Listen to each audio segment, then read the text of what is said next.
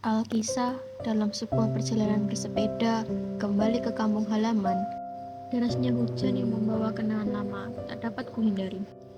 Tanah becek berlumpur dan terpaan air hujan di jalan sepi itu membuat kayuhan sepeda tuaku melambat dan semakin terlambat. Sepeda tua yang selalu menemaniku berhenti dan mengajakku berteduh di sebuah kubu kecil yang ada di tepi jalan. Tak lama, seorang Pak Tua membuka pintu gubuk itu. Mata sayu Pak Tua itu memandangku, memandang sepeda tuaku. "Rumahmu di mana, Nak?" ucap Pak Tua itu ramah.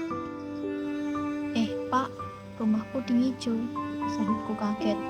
Pak Tua itu lalu masuk kembali ke dalam gubuk kecil. Suara aneh terdengar dari dalam gubuk itu. Apakah kehadiranku mengganggu Pak Tua itu? Apakah aku salah menjawab pertanyaan dari Pak Tua itu? Apakah Pak Tua membenci warga hijau? Ingin ku pergi dari gubuk itu, namun tiba-tiba pintu pun terbuka. "Masuklah, Nak, aku sudah membuatkanmu minuman hangat. Pastilah kau kedinginan di tengah hujan deras itu," ajak Pak Tua dengan melihat awan di langit. Sedikit ragu, akhirnya aku masuk ke dalam gubuk Pak Tua itu.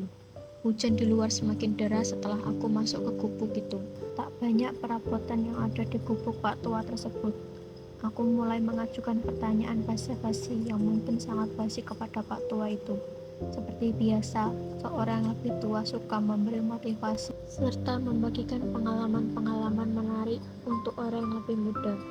Dimulailah cerita ketika masa lalunya setelah zaman penjajahan. Pak Tua tersebut dahulu merupakan anak yang cukup nakal. Meski telah diberi kesempatan untuk bersekolah, ia enggan berangkat ke sekolah. Entah kenapa, ia lebih suka bermain-main di sungai. Berloncatan di sungai melalui pohon-pohon yang jatuh, menghubungkan dua buah daratan layaknya sebuah jembatan. Di sana ia berpikir bahwa pasti akan lebih mudah jika pohon tersebut dapat dilewati oleh banyak orang untuk memotong jalan menuju ke tanah seberang. Tak lama dari titik itu, ia mulai bersekolah lagi dan tertarik mempelajari ilmu teknik sipil sehingga ia nantinya akan dapat membangun banyak jembatan yang indah, kuat, dan dapat membantu orang untuk melewati aliran air dengan mudah. Ternyata Pak Tua itu adalah seorang insinyur sukses yang telah pensiun dan hidup dalam kesederhanaan. Terdiam aku mendengar cerita Pak Tua itu. Dalam hidup, kita harus memiliki tujuan. Tentunya tujuan itu haruslah kita yang tentukan sesuai dengan passion kita. Tak usah terlalu memikirkan apa yang dikatakan orang lain. Tetap lakukan apa yang kalian anggap benar selama itu sesuai dengan norma dan adat sekitar.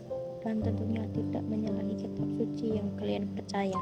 Yang paling penting, tetaplah berbagi kepada sesama meski hanya berbagi cerita. Oh ya, setelah hujan reda, aku kembali melanjutkan perjalananku kembali ke kampung halaman.